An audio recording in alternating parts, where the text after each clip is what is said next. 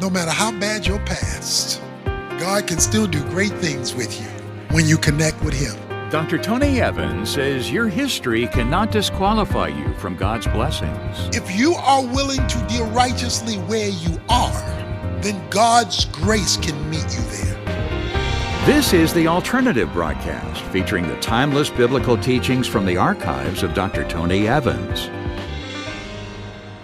When your GPS keeps recalculating, it's a sign you've missed a turn, or maybe several. Well, today, Dr. Evans explains how Israel, after 40 years of missed turns in the wilderness, was finally ready to step into the future God had prepared. Let's join him as he unpacks what it means to move from wandering to winning, and how our obedience and courage can open the door to God's promises.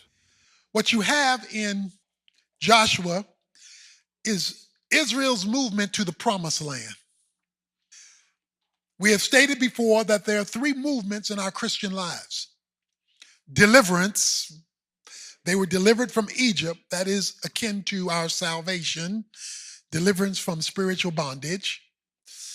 Then there was development, the wilderness, that's our spiritual growth. So they went through the trials and tests of the wilderness to learn to trust God. And then there is destiny, the promised land. Them able to arrive at the place God wanted them to get for His purposes for them, where they were experiencing the promises of God. And that is true for us. Deliverance from spiritual bondage, spiritual development through the tests and trials of life, to arrive at the place of destiny, God's purpose for us and our lives while here on earth. The promised land is not heaven, because remember, they're getting ready to come run into the Canaanites. They're getting ready, Jebusites, Hittites, Amorites. They're getting ready to run into the enemies of God. There are no enemies of God in heaven that we will run into. He's talking about God fulfilling His purposes on earth for you and me today. When we initially began this, we began talking about chapter 1. We summarized that, where God is telling them to now go into the promised land. They've been wandering in the wilderness for 40 years. What keeps you in the wilderness? What keeps you in the wilderness is when you've not yet learned to walk by faith. Let me say that again. You are stuck in the routine, 40 years going in a circle, of the wilderness when you refuse to learn the lessons to walk by faith. The only reason they were there was they refused to trust God. So growing in faith is the way to exit the wilderness. So now we've come to this next generation. It's time to cross over into the promise. Enter chapter 2 and a lady named Rahab. She is living among the Canaanites in a city called Jericho, the first major city that Israel comes to when they are preparing to cross over the Jordan. Well, Joshua, according to verse 1 of chapter 2, tells two spies to go and to search out the land. So according to the end of verse 1, they come to the red light district,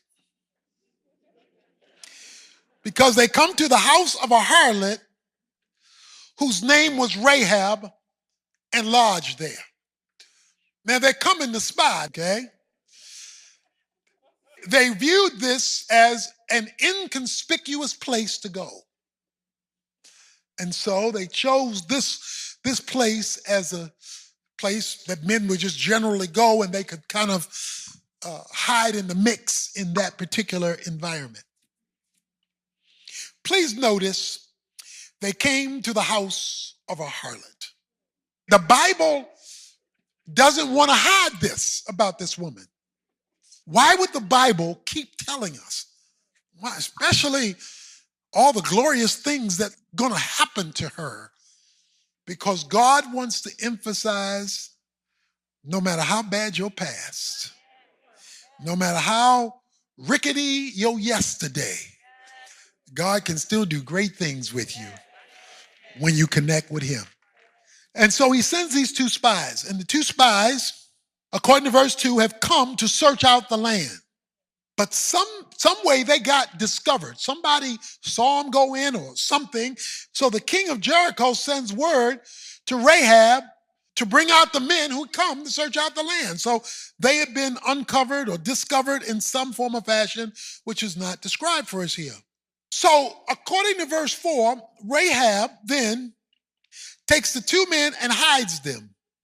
She says in verse 4, yes, the men came to me, but I did not know where they were from. It came about when it was time to shut the gate at dark that the men went out, and I do not know where the men went. Of course, she's lying because she's hiding them. So that raises a theological question. When is it okay to lie? One person said, I don't like lying, but it's a very present help in the time of trouble. Here's the answer to this. You find this in Exodus 2 with the midwives when they lied about the babies being born. When you have two conflicting sins, when either decision is sinful, and you have to choose one because there is not a third option. What were the two sins? Lying or murder. I mean, they were going to kill the spies. So you're dealing with two sins, murder or being an accomplice to murder, and lying. When either option is a sin, you have to decide, how will God be glorified most? So she lies, she's hidden them. So she comes up to them on the roof, and in verse 9, she makes a powerful statement. She says, I know that the Lord has given you the land, and that the terror of you has fallen on us, and that all of the inhabitants of the land have melted away before you. For we have heard how the water of the Red Sea before you when you came out of Egypt, and what you did to the two kings of the Amorites who were beyond the Jordan. He says in verse 11, when we heard it, our hearts melted. No courage remained in any man any longer because of you. For the Lord your God, he is God in heaven above and on earth beneath. Notice what she's saying. She is giving out a bunch of information. The spies have come to search out the land. Rahab says, let me tell you how we feel about y'all. We scared to death. We are terrified because the word is out on y'all. You got this God who opens up the Red Sea and who defeats these enemies, and the hearts of our people have melted. So that's inside information she's giving the spies about the atmosphere of Jericho regarding Israel. So we're dealing with an apprehensive, scared group of people. But then she goes one step further at the end of verse 11. For the Lord your God, he is God in heaven above and on earth beneath. So now she expresses personal faith in their God, which was not the faith, that was not the God that they worshiped in Jericho. So God leads them to the house of a believer who is a harlot. So we have a conflict between faith and lifestyle. She says to them, please swear to me by the Lord. By the Lord. She's calling their God the Lord. Since I have dealt kindly with you, that you also will deal kindly with my father's household and give me a pledge of truth and spare my father, my mother, my brothers, my sisters, and all who belong to them and deliver out of the hands of death. So the men said, our life for yours, if you do not tell this business of ours.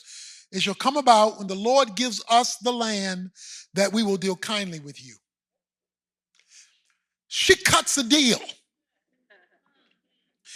She says, if I help you, you help me. If I protect you, you protect me. Because we're dealing with the same Lord. Now, we understand her lifestyle is not all that right now. But we also understand in the midst of her designation of lifestyle, this woman is taking a whopping risk. Because if she's found out to be harboring the spies who are out to destroy the land, then of course her well-being is in jeopardy. So God leads the spies to her house for two reasons. One, ascertaining the military environment. Two, saving the family of a believer in a pagan environment. Because however those two connected, Rahab and the spies, it's worked out to both of those goals. Which says that even if your lifestyle has not caught up to where it ought to be, she's known as Rahab the harlot, if you are willing to deal righteously where you are, then God's grace can meet you there. When Dr. Evans returns in just a moment, he'll continue his look at how God's grace shows up for us. You know, God often uses the most unexpected people and situations to accomplish His purposes, as we're seeing today in the story of Rahab and Israel's crossing of the Jordan. It's a powerful reminder that God's plan for your life isn't limited by your past or your circumstances. To help you go deeper, we're offering Tony's complete 9-part audio series on the book of Joshua as our gift when you support the ministry of The Alternative. And for a limited time, we'll also include the Kingdom Family Devotional, written by Dr. Evans and his son, pastor and author Jonathan Evans. It's a 52-week journey through key biblical topics like forgiveness, prayer, and spiritual growth, designed to help families draw closer to God and to one another. So visit us today at tonyevans.org to request your copy of both the Joshua series and the Kingdom Family Devotional, available for a limited time with your gift. Again, that's tonyevans.org, or call us at 1-800-800-3222, where our friendly team members are available day and night to help. That's 1-800-800-3222.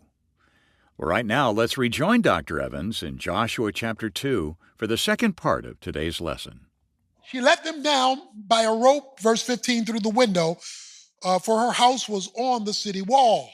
I love that verse, because that means when the walls of Jericho falls, her house and a piece of the wall is still standing. She tells them, go hide in the hill country for 3 days. They hide for 3 days. The men said to her, we shall be free from this oath of which you have made to us, unless when we come into the land, verse 18, you tie the cord of scarlet, that is a scarlet rope, in the window through which you let us down. You tie a red rope, you let us down, and gather to yourself into the house your father, your mother, your brothers, and all your father's household. It will come about that anyone who goes out of the doors of your house into the street, his blood shall be on his own hands, and we shall be free. But anyone who is with you in the house, his blood shall be on our head if a hand lay upon him. She is now under the covering of Israel. Her family is under her covering as well. So Joshua has the information he needs. Now, the New Testament talks about Rahab in this regard from this chapter in James chapter 2. Verse 14 is, what use is it, my brethren, if someone says he has faith, but he has no works? Can that faith save him? Verse 25. In the same way was not Rahab the harlot also justified by works when she received the messengers and sent them out by another way? So now James in the New Testament uses this story of chapter 2 in the Old Testament to make a principle for you and me today. The principle is called in James 2:25, justification by works. Justification by faith is when you trust Christ for your personal salvation. Justification by works is where you act on your faith on earth for the well-being of God's plan, program, and the good of others, which is what she did. She protected them and sent them out another way. That was her work. What did her work do? Her work brought her deliverance on earth. She was protected. Her family was protected on earth. So justification by faith takes you to heaven. Justification by works brings heaven to earth. It has to do with being covered in history. Many of God's people do not operate under God's covering. They have been justified by faith, but unjustified by works. So they don't see heaven visiting history. So they live their lives to go to heaven, but rarely can talk about when heaven came to them. In chapter 3, it's time to cross the Jordan River into the promised land. Then Joshua arose early in the morning. He and all the sons of Israel set out from Shittim and came to the Jordan, and they lodged there before they crossed. They now command the people in verse 3, saying, when you see the ark of the covenant of the Lord your God with the Levitical priest carrying it, then you shall set out from your place and go after it. The ark of the covenant, something that you read regularly in the Old Testament books. It was a chest. It was a chest. Inside of this chest were the 10 Commandments. Was some manna, the food that the people ate, was Aaron's staff. At the top of it was a gold plate. There were 2 angels that hovered over the mercy seat that was on the chest. 2 cherubim angel figures that were hovering over this chest. The glory of God resided between the 2 cherubims that were hovering over the mercy seat. And that represented the presence of God. So Joshua now in verse 6 tells the priest to take up the ark. So they took up the ark of the covenant and went ahead of the people. So now the Lord talks to Joshua. This day I will begin to exalt you in the sight of all Israel, that they may know that just as I've been with Moses, I will be with you. So command the priest, verse 8, to carry the ark of the covenant. When you come to the edge of the waters of the Jordan, you shall stand still in the Jordan. So God tells Joshua. Joshua then says, come and hear the word of the Lord your God. So God tells the man is to tell the people. By this, what's the point? Verse 10, by this you shall know that the living God is among you, and that he will assuredly dispossess from before you the Canaanites, Hittites, Hivites, Perizzites. God is going to show you something. The ark of the covenant of the Lord, verse 13, is crossing over ahead of you in the Jordan. It's got to go first into the Jordan River. So he tells them to take 12 men, one from each tribe. It shall come about when the soles of the feet of the priest who carry, verse 13, the ark of the Lord of all the earth, rest in the waters of the Jordan. The waters of the Jordan will be cut off, and the waters which are flowing down from above will stand in one heap. You got 2 million people. They're at the Jordan River. God's presence is up front. The priests, God's representatives, are leading it. You tell the priests to put their foot in the water. Why? Because God needs to see faith first. But look at verse 15. And when those who carried the ark came into the Jordan, and the feet of the priest carrying the ark was dipped in the edge of the water, watch this, for the Jordan overflows all its banks all the days of the harvest. You see that in your Bible in a little parenthesis. That means this was thrown in for emphasis. They want you to know God didn't just stop the Jordan. It was harvest season, so the banks were overflowing. In other words, this was a big miracle, not a little miracle.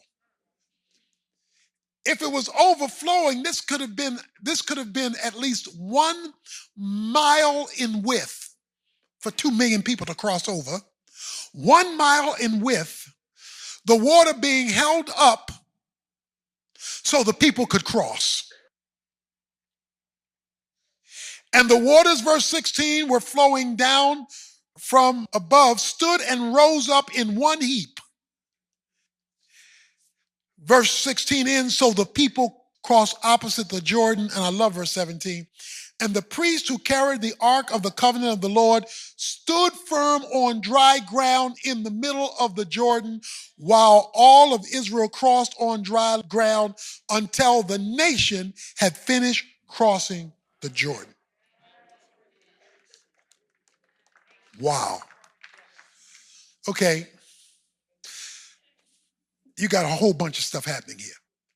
Nothing happens until the presence of God mixed with the faith of the priest touch the water. When they touched the water, God then created a wall miles upstream in order to block the water from flowing. But on top of that, he dried the ground. Says they came over in dry, no wheels getting stuck, no people getting stuck. Look, the ground not supposed to be dry. This is wet ground. It's been underwater. So God created dry ground so that you might know God is alive. So that you might know. Why do you and I need to know this?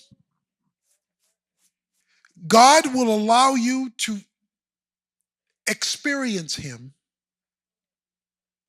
in ways that can only be explained by him. In other words, you know man didn't do this.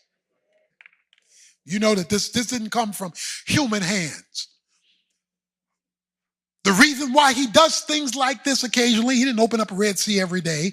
This was strategically done so that you will know that he's alive,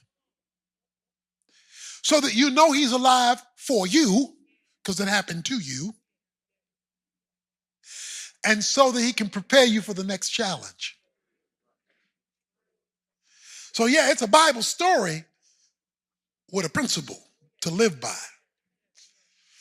So don't dismiss your Jordan moments, and don't neglect from putting your feet in the water when that is the divine instruction. And so 2 million people approximately crossed the Jordan. Dr. Tony Evans, urging us not to shy away from our own Jordan moments, but to step out in faith when God calls and watch him make a way forward. Now, before we wrap up, I want to let you know that today's lesson is part of Tony's current series on the book of Joshua, a powerful look at how God leads his people into victory, even through unexpected people and impossible obstacles. And as I mentioned earlier, when you make a donation to help keep Tony's teaching on this station, we'll send you all the messages from this series on Joshua, along with the Kingdom Family Devotional as our thank you gift. Don't wait, this special double offer will only be available for a limited time. Request yours today at tonyevans.org, or let one of our team members help you when you call 1-800-800-3222. Again, that's tonyevans.org, or by phone at 1-800-800-3222. Some moments in life are so significant, you never want to forget them. Well, on Monday, Dr. Evans takes us to a powerful turning point for the Israelites and unpacks what it means to step forward in faith, live under God's covering, and never forget who brought you through. Be sure to join us.